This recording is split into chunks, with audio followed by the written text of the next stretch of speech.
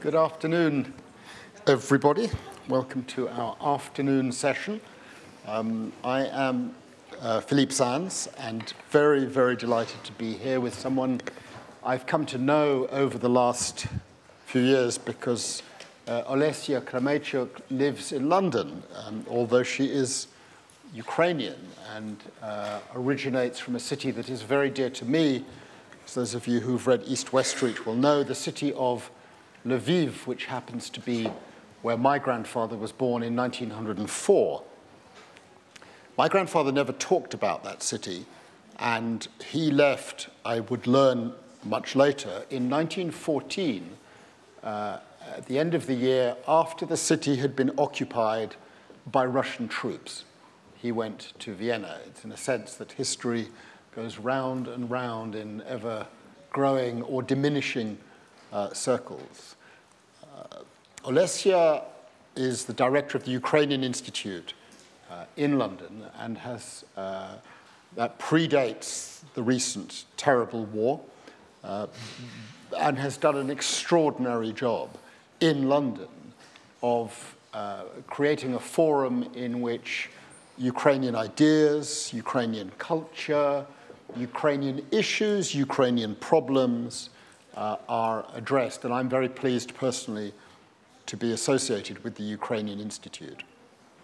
A year or two ago, I was asked whether I would take a look at a manuscript that Olesya had written, and that has been published recently in hardback. It will come out next in paperback, and it will be published, I am told, very soon in French with a reputable publisher, which apparently I'm not allowed to name.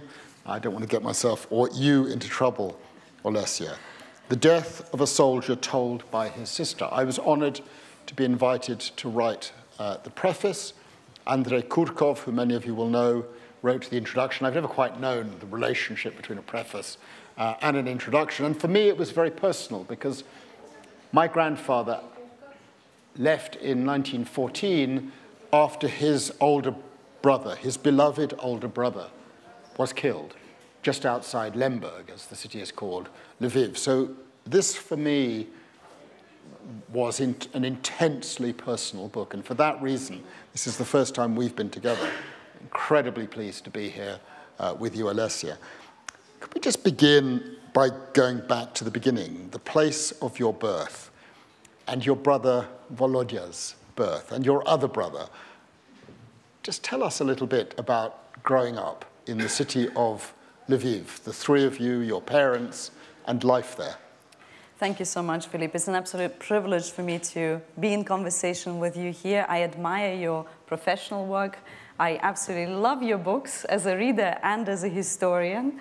It's such an amazing way of writing history and drawing those personal connections, something that I've always tried to explain to students, that, you know, wars and these upheavals happen to people, to individual people, and we can identify with them, and you do that so beautifully for us in your books, so thank you so much for that, and for that really kind introduction, and for the text that you contributed to this book. I think once the readers read your text, they begin to understand that these personal stories of loss and grief and you know, and profound trauma linger for generations and generations, because you, of course, talk about the First World War, and then I talk about current Russia's war in Ukraine, which started 9 years ago, because I lost my brother in 2017, so not in the full-scale war, but before.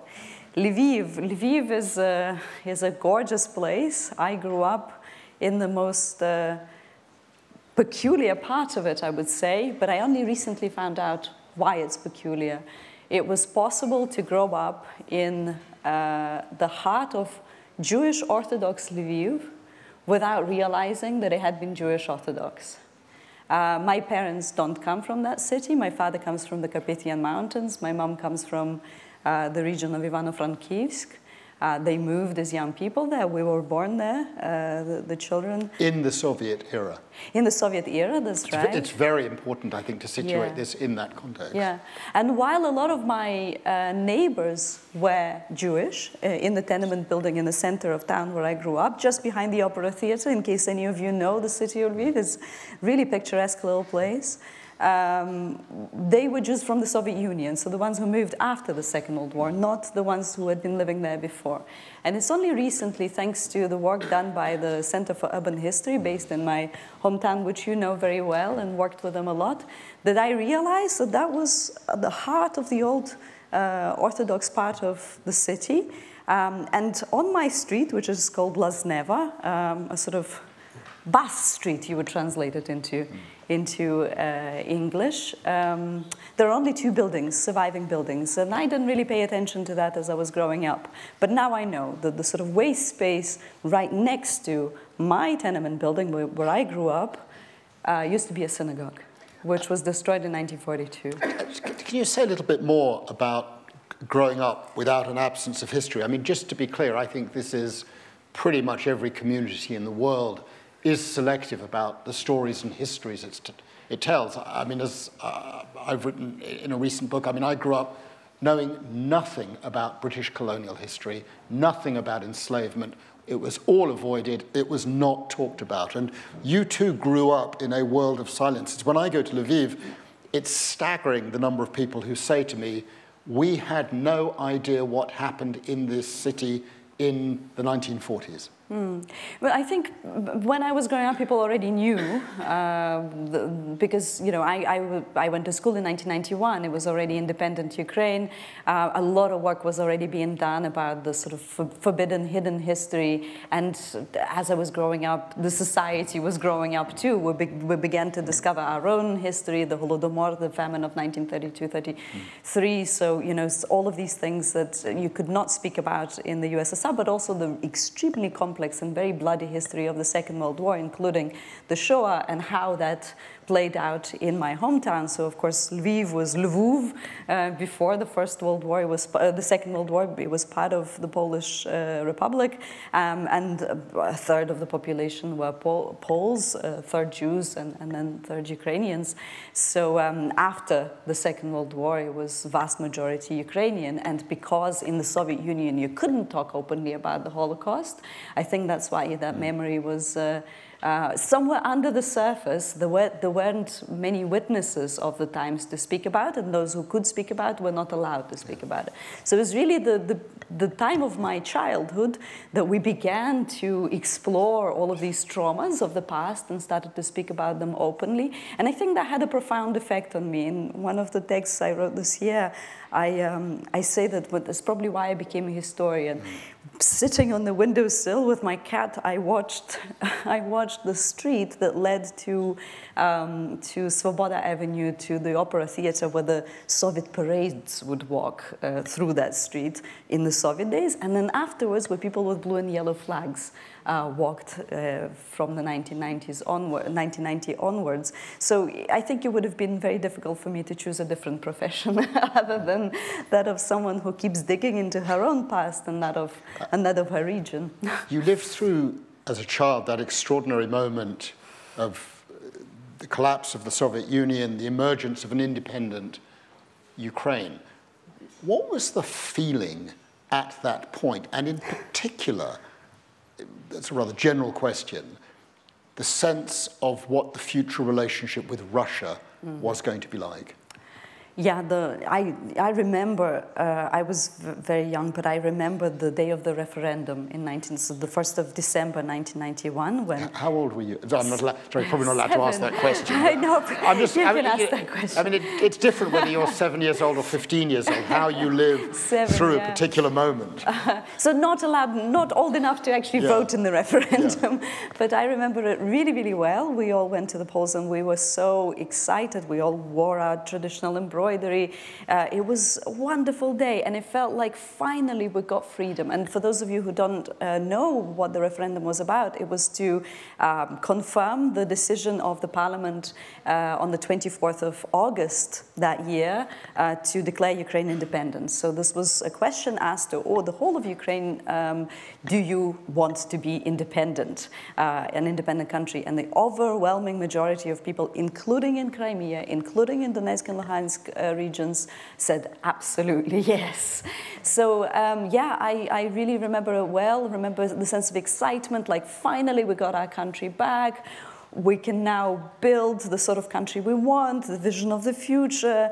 I talked to my dad about it not so long ago, again this year. I said, how do you remember it? And he said, well, as you know, we went to vote, and then afterwards we got absolutely smashed with my friends. And that felt, you know, that feeling of celebration was felt by many, but I think the hangover the next day was also felt by many. And the feelings towards Russia, what was the sense of what lay ahead? Yeah, well, when I talk about freedom, I talk about freedom from as well. Freedom from Moscow. These people are not going to interfere with our lives anymore. They're not allowed to do that. The rules have changed. We finally achieved that, which our predecessors kept trying, but didn't quite manage to achieve. So that was definitely in relation to Russia. Now, of course, Russia continued to meddle with our politics and life in every sphere. So yeah, and now we see it. If you're able to look back to that moment, could you imagine what would come 30 years later if I had asked you in the mid-1990s whether in a quarter of a century the two countries would be in an existential conflict? Possibly. I mean, it's hard for me, I was a child at the time, it's hard for me to sort of have that retrospective thinking back to that moment, but possibly. I mean, I grew up in an environment where everybody wanted to avoid a war.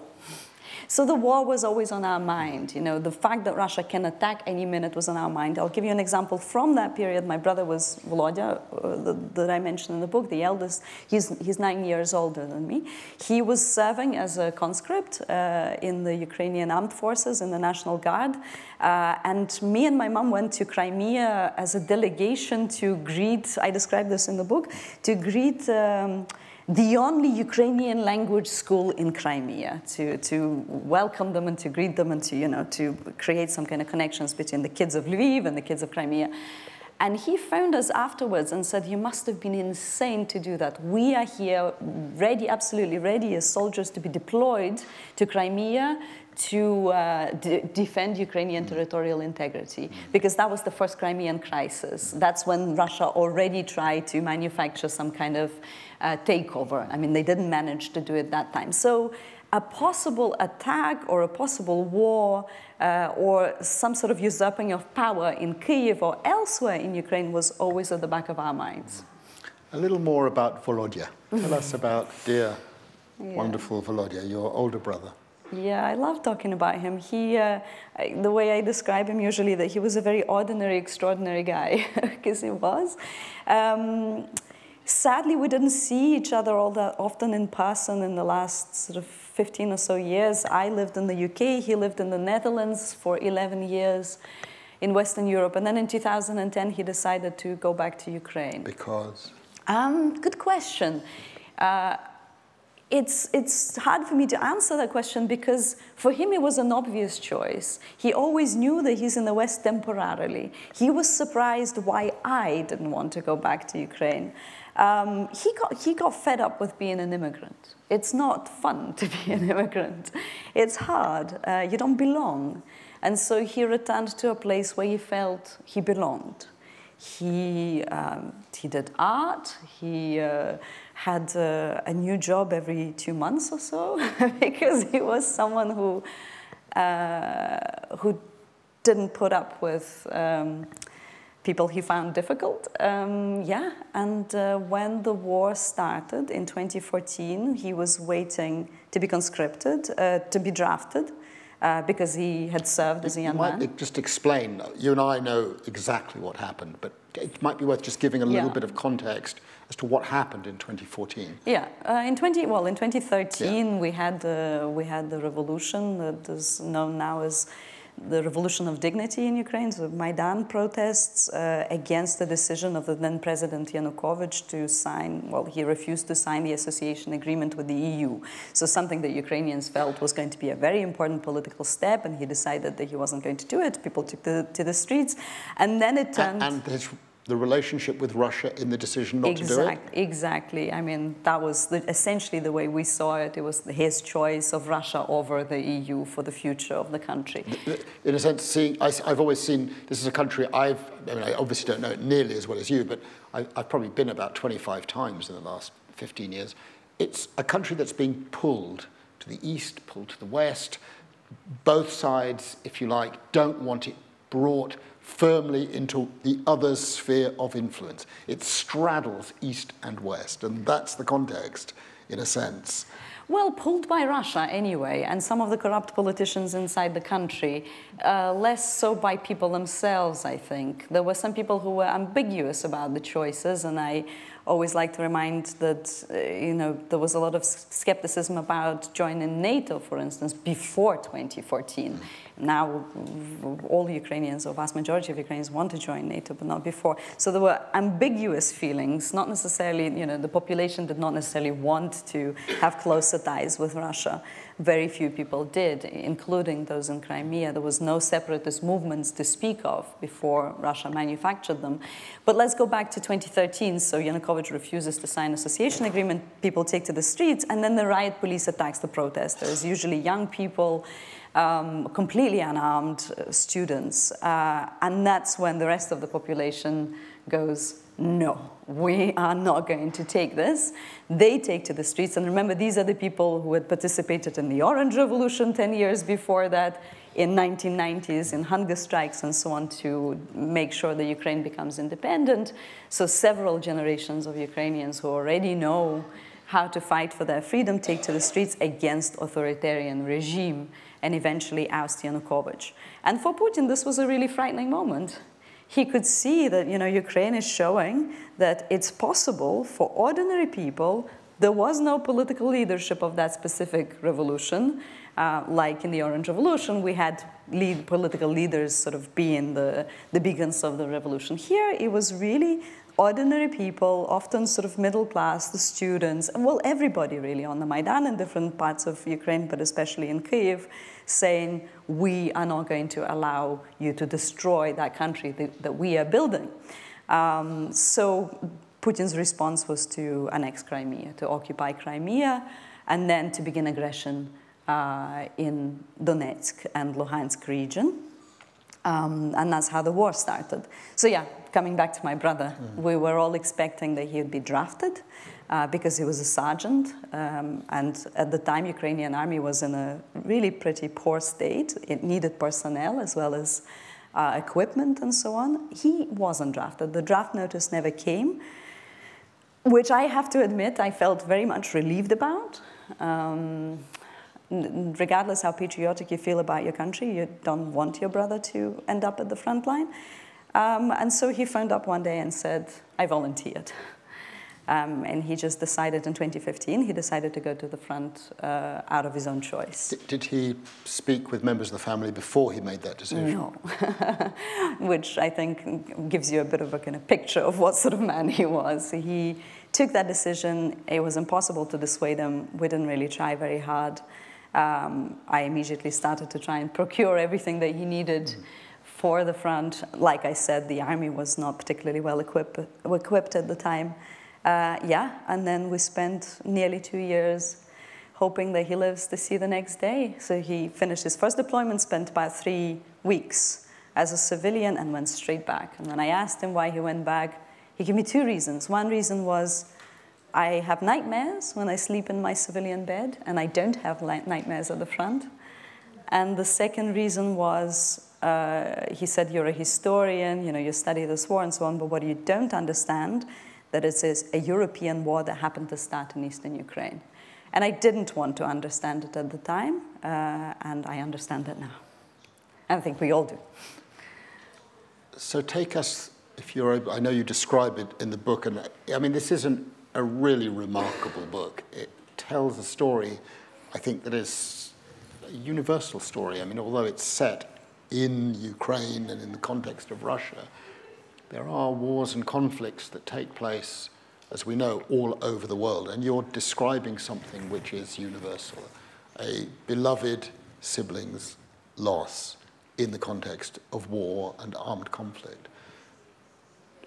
You can't describe exactly what he went through, but you do in the book. Well, you do touch on that, obviously, but you do in the book go through your feelings. So that period of increasing anxiety as the conflict is ramping up, how was that for you?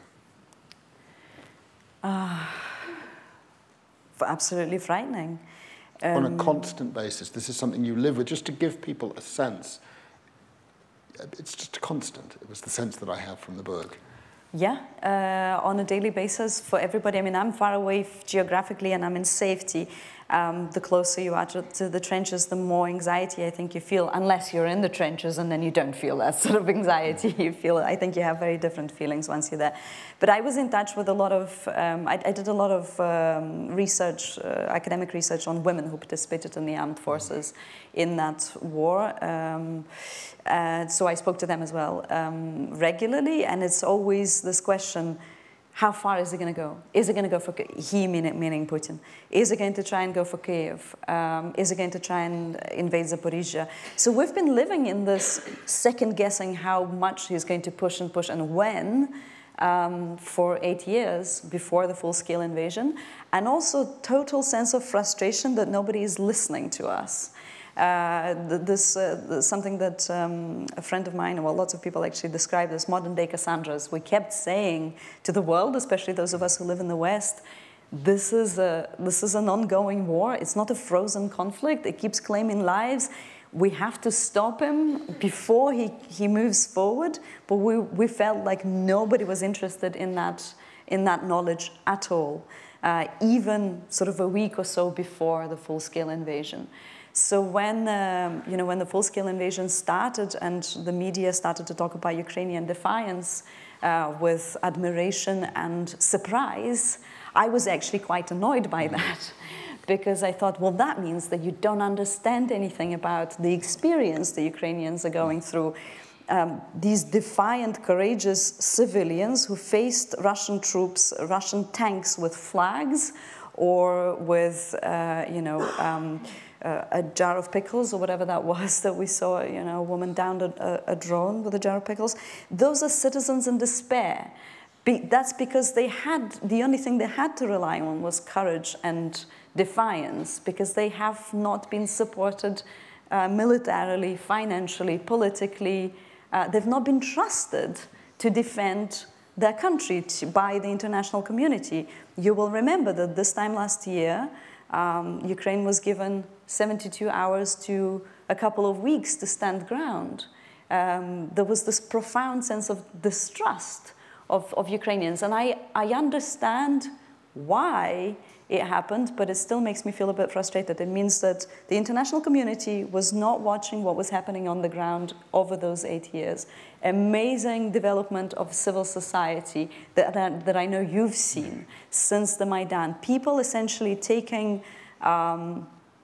responsibility for their country and the future of their country into their own hands, and saying, it doesn't matter what happens among the sort of top political elites, we are going to make it work.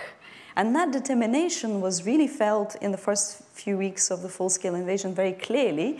And when Zelensky is being praised, of course, we're all very pleased that he didn't leave the country and that he became the leader that he did become. It's very important to remind that he was reflecting with his decisions the mood of the population. It's not that the leader chose this and the population followed. I would say it's the other way around. That was the expectation of the nation, that the leader stays and fights back, and the people will be behind him. Can we go back to the terrible moment when you hear the news of Volodya? Yeah, I was on the tube on the underground in London. It was a Saturday on my way to meet a friend in the park. And I kept getting messages on my phone, Facebook, from people I didn't know. And I immediately understood something's up. They were saying things like, Here are the details, my mother's details. Is she a relative of yours? We're trying to get in touch with her. And these were messages from the Ministry of Foreign Affairs. You knew? See, that was odd. I knew something happened, for sure, but I thought that he must have been captured. He must have become one of the POWs, which for me was the most frightening prospect. We now know what Russian captivity is like. I'm sure you've all heard of torture chambers and what the Russians leave behind in occupied territories. And I was absolutely terrified of that prospect. I thought, okay, who do I call? Who can help us get him out? How is this going to happen? And so on. So I ran out of the tube to phone my mom, and I knew that I had to tell her the bad news, but I didn't know just how bad. I phoned her up and I said, okay, this is about Volodya. It might be nothing, but it sounds serious. And she just interrupted me and she said, the commander called me, so her, our Volodya's dead. So they tried to reach us through different means of communication, and they managed to get through to my mom before they managed to get through to me. And that was that. And I've wrote back to those people who messaged me, said my mom had heard the news already, and they replied and said, we're driving the body back to your hometown. The roads are bad. These bad roads in eastern Ukraine, if you read any books about the war, they come up again and again and again as a trope. The roads are bad. It's going to take us a while. We'll be in Lviv on such and such day. And my mom and I started to plan how quickly we can get to Lviv. And obviously, we flew out the next day and went to say goodbye to my brother. First time in 17 years, I think, for my mom. She hadn't been back. I go back all the time, but she also lives in London, and it was second time in 17 years. The first time was for my middle brother, Yura's wedding, and this time for her eldest son's funeral. Is this maybe a moment to read an extract from this? I will. You're beginning to get a sense of why this book is quite as powerful as it is. Thank you for this opportunity to read a bit. I'm going to read the text that was the very first sketch that I wrote. I never planned to write this book, but at some point I just couldn't handle all of the emotions and grief. It was too overwhelming, and I started to write sketches, which I then took to my little theatre company in London, and we tried to play around with them and see if we could turn them into a play, and eventually we did. So this is the very first thing that I wrote, which ended up in the book. I'll just read 2 short extracts. A pair of boots, part 1. Just don't read too fast, because the interpreters want, and for those who don't speak English, the interpretation will be very important. Yeah. Apologies immediately to the interpreters. I'll slow down. For months, my Facebook page was advertising dating sites, maternity clothes, theatre performances, and army boots. Size 8. The algorithms must have thought that I was a single woman of childbearing age, keen on theatre and army outfits. They must have also thought that I had pretty big feet. I don't. I didn't blame Facebook. I had spent days looking at army surplus sites, hunting for a pair of army boots. Following my brother's request, I was determined to get a pair that would be lightweight, waterproof, black, and in size 8. That's 41, by the way, for Europeans. I soon realized that army surplus sites sell just that, surplus supplies. That meant that the most popular sizes, 8 included, were very hard to find. I considered getting police boots because they were super light and I could get them in the right size and color, but they were not waterproof. I found a pair of army boots that were waterproof, black, and size 8, but they were heavy. And the last thing you want when crossing the muddy black earth fields of eastern Ukraine is boots that weigh a ton even before the mud piles onto them. After a week or so of inspecting hundreds of pairs of army boots on my laptop screen and not finding what I needed, I started to despair. Every day I checked the main sites to see if they had any additions, but with no luck. And then, suddenly, I saw them.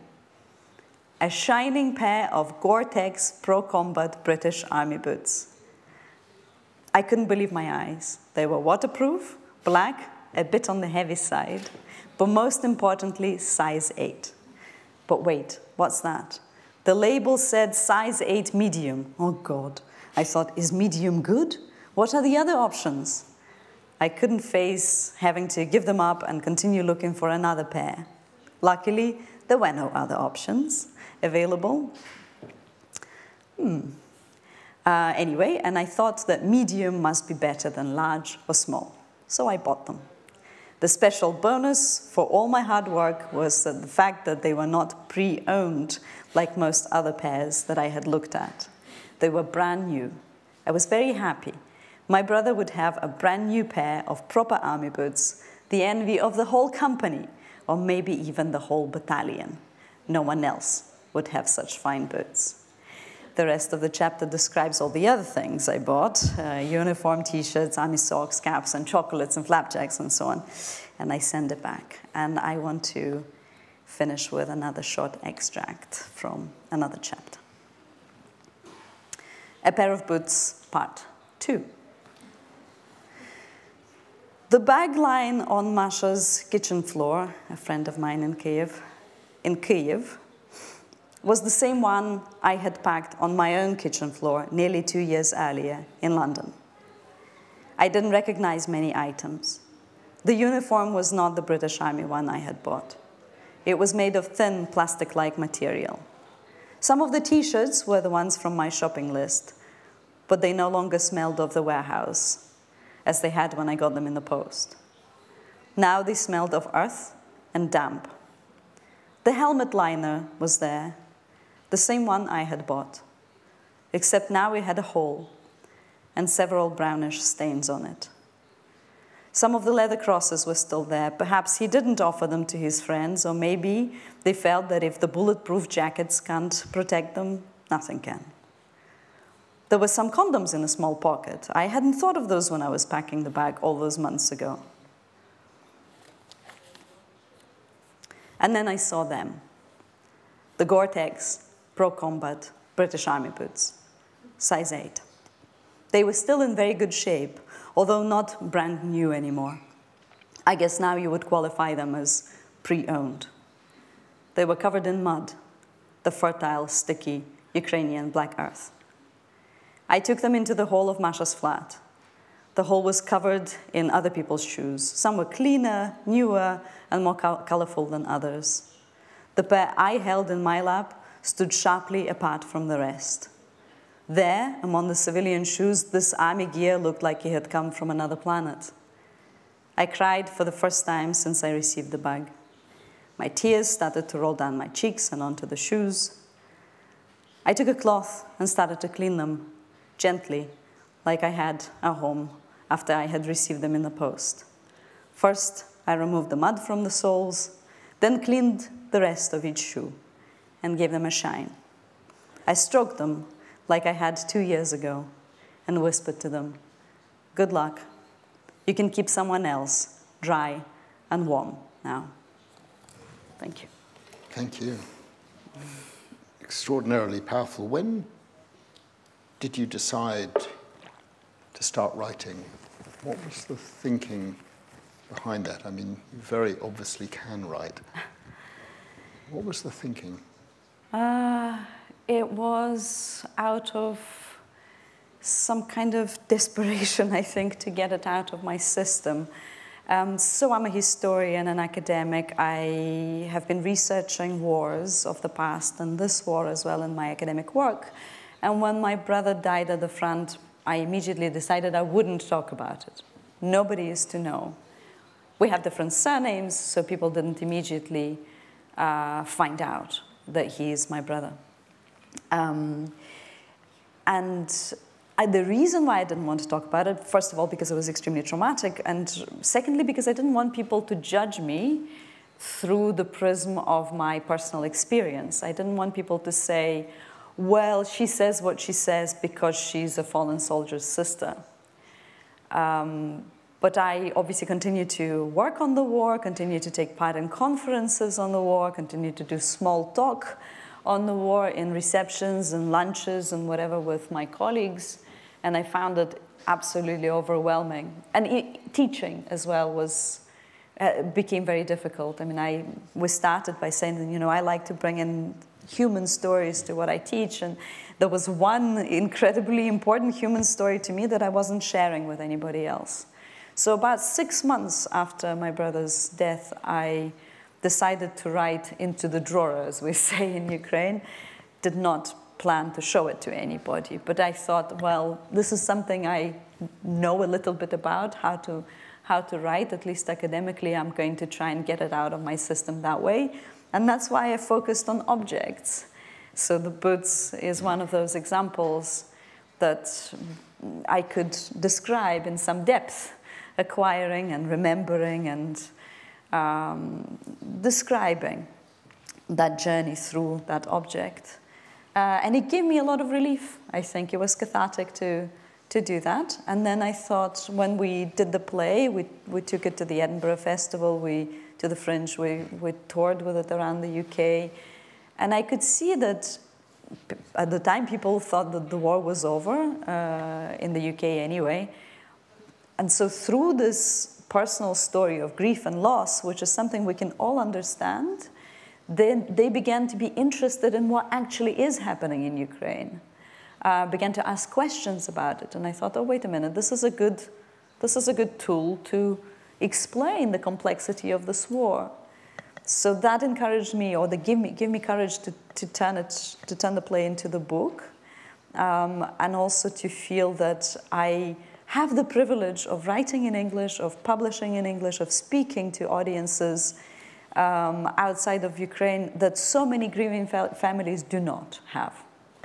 And I have a duty to use that privilege. And that is what I did. Writing about one's own family is very, very complex. I mean, I've been through that experience, writing about my grandfather, who of course was also a father, and my mother's father, and I encountered things that I knew would be very complex for my mother, and I went through tremendous internal debates about how I should write things, what I should say, what I should not say. But you must have gone through this on an altogether different scale, because it was so immediate in your case. Absolutely. And also, I felt that these are not just my stories or my brother's stories, they are shared stories of the family, for sure. And so what I did is my parents know some English, but it's limited enough for them not to be able to read a lot of text. So every time I wrote something, I would translate it immediately into Ukrainian and share it with my mom and dad. As you were going on. As I was going along, to check if they're happy. And I was very lucky. Not only were they supportive of what I did, my mom features a lot in the book. There's a chapter on her and her relationship with my brother, which wasn't always easy. And instead of trying to censor me, she did the opposite. Each time she said, no, you should also not be afraid to talk about this, or how about this story, how about that aspect. My father was also very supportive. My brother remembered some stories that I had forgotten and encouraged me to write about that. And so that experience of very supportive family environment also allowed me to dip into the parts of my relationship with my brother that I wasn't ready to do for a play, for instance. So here there are 5 chapters that are not non-fiction, that are not reportage, they're not verbatim. I don't know how to describe them. I suppose someone described them as fairy tales. They're kind of fairy tale-ish. They're like experiences from my brother's life that I simply don't understand and I don't have enough knowledge of, so I made things up. And I honestly say so at the beginning of each of those chapters. Look, I don't know why you did this, so here's what I think. And then I invent this fairy tale about it. But I was only able to go into the depths of the darkness. I call it ignoble pain, because a lot of the loss of this kind is noble. It's accepted by society. You know, when Volodya died, a lot of people in my hometown would speak highly of my entire family, because that is what a son of a good family is meant to do, to go defend and give up his life if that's required of him. But for me, there was also a different kind of pain under that was lurking, and I wasn't able to explore it until I started to write. And the writing allowed me to explore it. And how has the personal experience and the act of writing now informed your relationship with and engagement with what we're all seeing unfolding on our screens? I mean, you know, we follow Bucha and Bakhmut and Mariupol, and for most people in this room, these are faraway places. With your book, we understand that when we read about the thousands and thousands of casualties on both sides in Bakhmut right now, each one is a Volodya. Yep. How does that make you feel about what's happening now? Yeah. Well, not only each one is a Volodya, because Volodya was a soldier and he chose to be a soldier, but so many people that we've lost in this phase of Russia's war against Ukraine are civilians, children, people who had absolutely no say in this war at all, who were completely innocent victims, who were unarmed, non-combatants. So that, I think that breaks my heart even more. I suppose it's really important for all of us here in Western Europe that is still safe for now to understand that, you know, you might be surrounded by someone from the part of the world, that could be Ukraine or elsewhere, who has gone through the trauma of war, of loss in these violent circumstances. So the war is never far away. It's an illusion that wars are somewhere far away, being fought among people of whom we know nothing. They're not. They're around us. We have a role to play. The choices our politicians that we elect make have a role to play. The reason why this escalation was possible is because Russia was being financed through oil and gas for the 8 years that it was waging aggression against Ukraine already. The violence was normalized. The occupation of Crimea was normalized. And the West did nothing. Well, not only nothing, because inaction isn't a neutral stance. The West normalized it. We all, to some degree, facilitated it. It's an extremely uncomfortable truth, but it is something that we all need to face up to as we move on now, and as we definitely try to, you know, and I can see that people are trying to resist this temptation of war fatigue or Ukraine fatigue. You know, we need to understand that we can't afford to succumb to this war fatigue again. Ukraine has to win in this war because it affects our European security immediately. And all of these human stories are the shattering of somebody's world. The other thing I realize is that this kind of trauma that my family is going through is now affecting the whole of Ukrainian nation, and is going to last generations. And that's another place where, you know, we will need support. Ukrainian NGOs, various initiatives that work with people with PTSD, will need all the support that they need. And the most important thing, I guess, and that's your sphere of work, justice. So Oleksandra Matviichuk, who became the laureate of last year's Nobel Peace Prize, when she was traveling around Europe, she said, I can see appetite for peace, and believe me, Ukrainians more than anybody want peace, but she says, I don't see the appetite for justice. And for Ukraine, there won't be lasting peace without a sense of justice. So this loss, this loss of life and destruction of life, if it goes unpunished, I think will breed not only more trauma, but also desire for revenge. And I'm sort of living proof, having written about things that happened 80 and 100 years ago, how families continue to live with things. You're absolutely right. I think this is a moment to throw it open.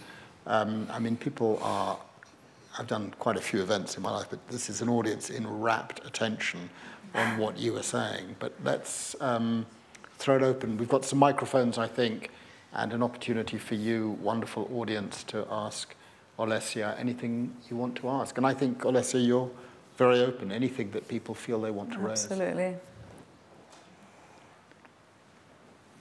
There's a lady down here in the front. Yes. There's a microphone coming. Thank you. That was very interesting. Being American, I've heard, I'm sure you've heard it too, time and time again, that it's the fault of NATO, it's the fault of America. You know, we pushed, you know, too far. But I tried to look at myself, and I watched the documentary on Maidan on Netflix, and I was wondering if you've seen it, if you think it's an accurate description. I mean, what you've described, you know, reinforces what the film says. What film is that? There's a documentary film on Maidan. But which one? Because there's several already. Netflix. Do you know the name There's of several them? on Netflix? There's probably a few on Netflix as well. Oh, I don't know. But I was trying to, because I get this constant feedback, I mean, it's almost daily, that, you know, it's Europeans' fault, it's NATO's fault, it's especially America's fault. Well, but, you know, hearing you, it's very comforting to hear the real, what really happened. I can't comment on the documentary. I'm not sure I know which one you're talking about. And it is good that there are more and more documentaries on Ukraine these days. But I can briefly, I mean, the question about NATO keeps coming up in most of the discussion. Less and less, I have to say, which is wonderful. Earlier I said that there was no majority in Ukraine that supported, you know, small minority of Ukrainians supported joining NATO before 2014. It's after Russia invaded Ukraine and started its aggression in 2014 that the percentage grew and grew and grew. And of course, now it's the overwhelming majority that wants to join NATO, because we don't see what other security guarantees we can have to protect ourselves in the long run, right? You know, even if there is some kind of peace negotiation with Russia eventually, even with territorial integrity restored in Ukraine, and that is what peace means for Ukrainians, there is no guarantee that Russia will not attack again unless Ukraine becomes part of NATO or there are similar security guarantees in place.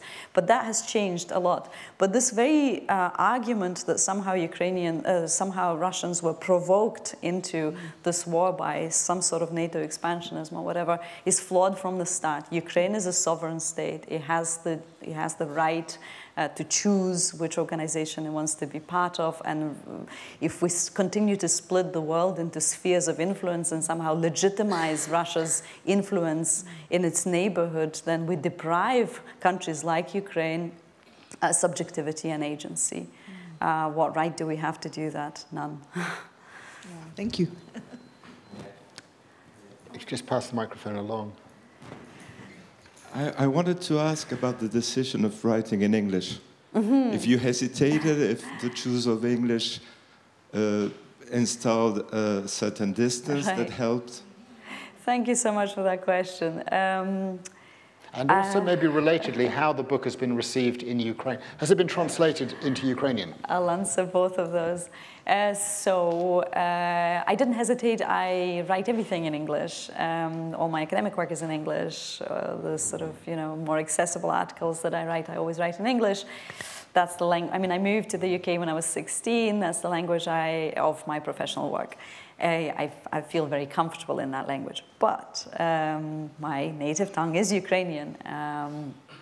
And while I didn't even consider writing it in Ukrainian, I realized right from the start that I'm writing in my second language. And I think at some point I had to admit to myself that it's comforting and comfortable to use the language that isn't your native tongue because of that distance. And of course, other people who write in their second and third languages will probably confirm that, especially when you write about trauma.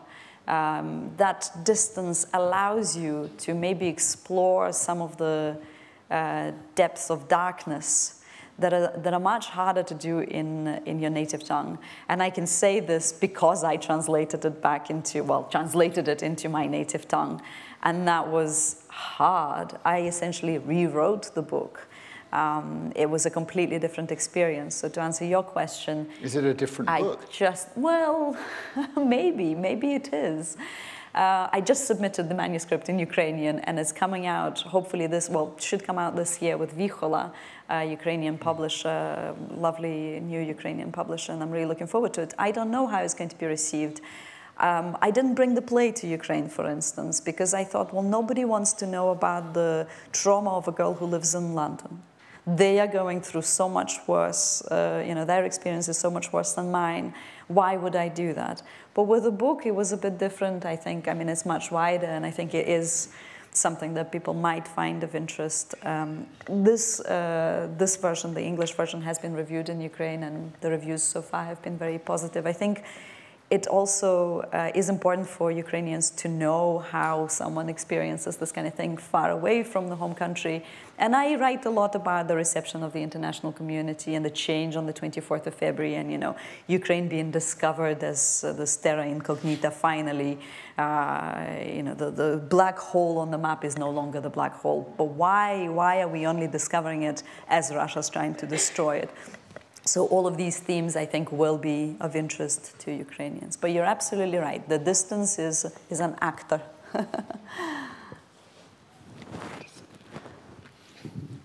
This is actually a question for both of you. You talked about justice.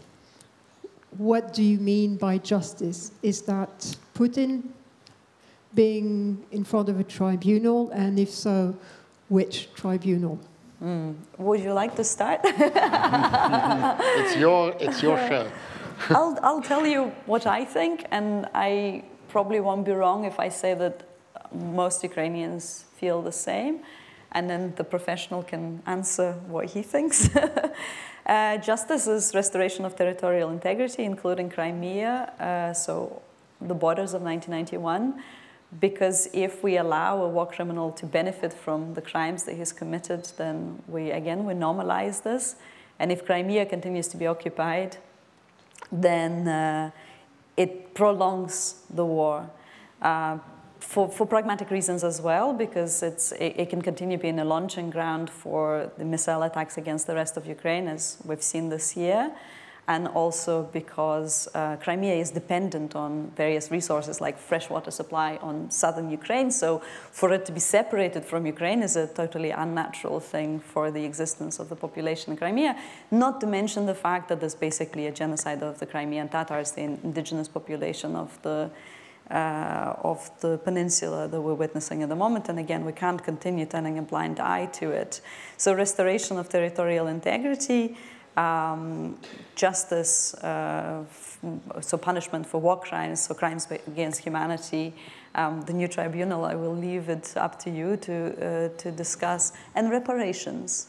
Reparations, so Ukraine is in a terrible state. A third of the country needs to be demined. That's, we're witnessing ecocide as well as all the other crimes. A quarter of the population is displaced. And a lot of these people, whether inside the country or outside, these people have to go back somewhere, and for many of them, there's nowhere to go back. So yeah, very practical steps, and these are outlined by Kyiv in the peace document that they issued. Just to add a little bit to this, I very often hear about concessions, that Ukraine should agree, the most important thing is peace, should agree to concessions, surrender bits of territory. And every time I hear that, what I realize that people who talk about territory don't think about people who inhabit that territory.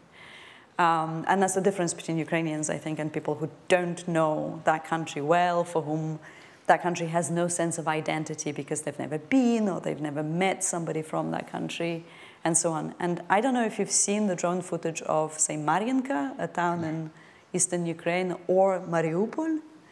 Now, that is an example of when a place that was inhabited by lots of people that had life becomes territory. So we have to really think what we mean by when we say, just surrender bits of territory, and whether we can take responsibility for the lives of those people who will remain in occupation. We know exactly what Russian occupation is like. Yesterday and today is yet another anniversary, the first anniversary of the liberation of Bucha. That's when we started to learn what the occupation was like. So we have to be very careful when we encourage Ukrainians to surrender bits of their people. I agree with all of that. I would just add, since you've invited me to, as you know, there are 4 international crimes: war crimes, crimes against humanity, genocide, and the crime of waging an illegal war, crime of aggression.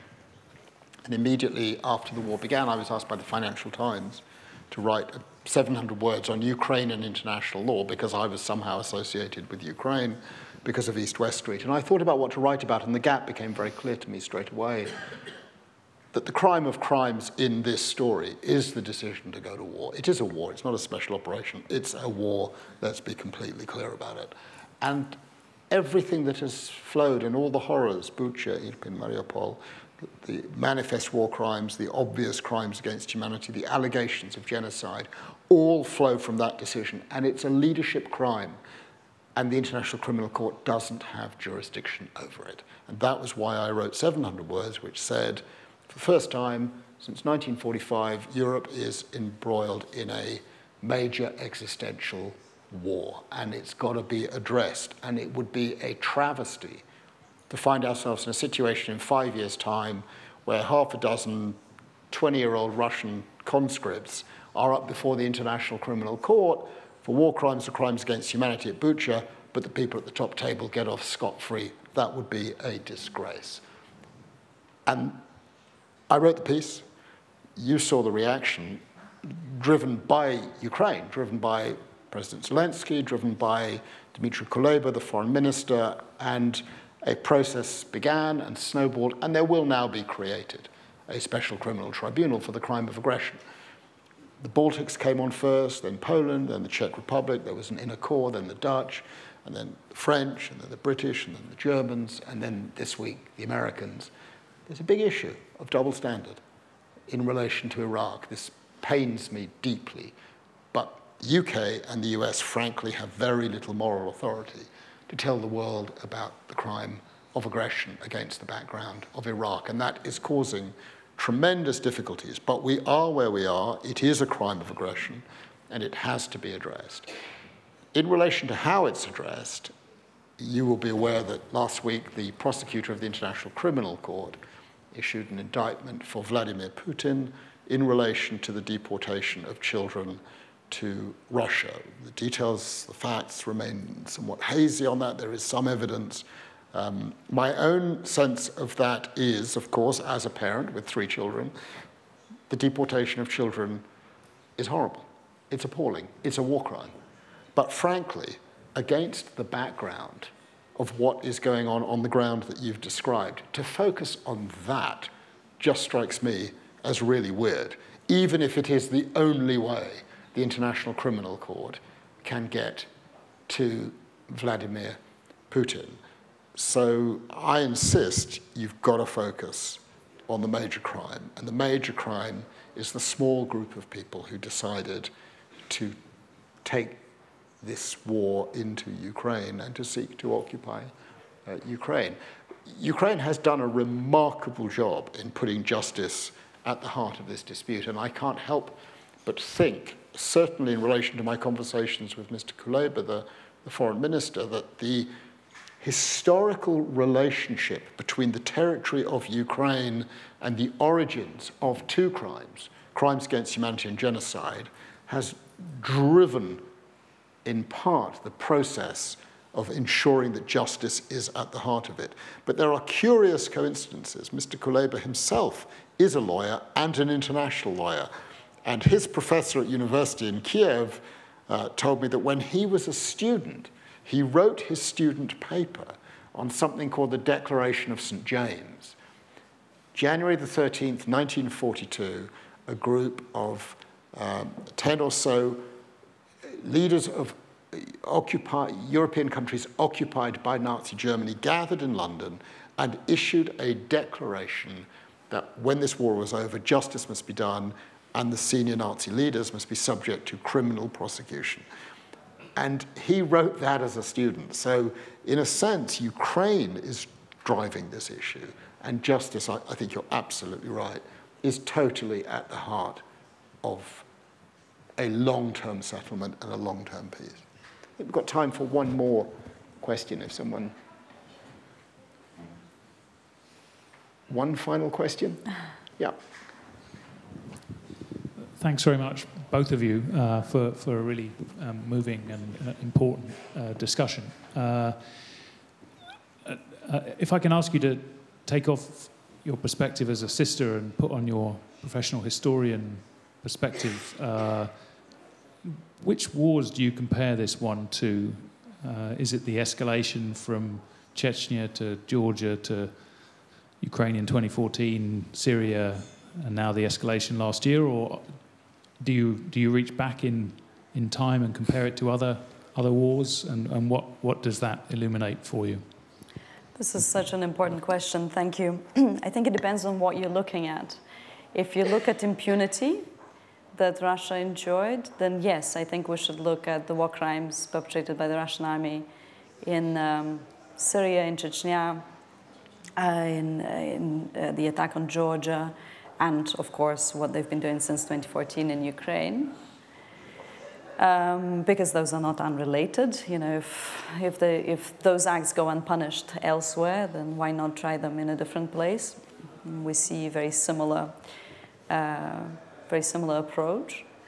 But if you look at Russia's relationship with Ukraine, and that's what you asked me earlier, this is an existential war for Ukraine, but it's an imperial war for Russia. Without Ukraine, Russia is no longer an empire, and that imperialism is the only thing that holds Russian identity together as advertised by the leadership to its people. And when that collapses, there's nothing to replace it, because they've not been cultivating any kind of vision of the future for that country, and especially democratic future. What they've been focusing on is some sort of made-up past, glorious past that frankly never existed. But that is the kind of, you know, the sort of thing that the identity was very much being based on for a lot of Russians. And if that collapses, then the imperial project will no longer be working for the population, and therefore it's not going to be convenient for the regime. So in that sense, we can go back to previous wars, to the Second World War and the annexation of Western Ukraine into the Soviet Union, for instance, you know, to expand the territory as much as possible. And the Allies agreeing to it, of course, in 1945, or indeed to the First World War and the invasion of that part of the country by the Russian Imperial Army, and this constant desire to subjugate that part of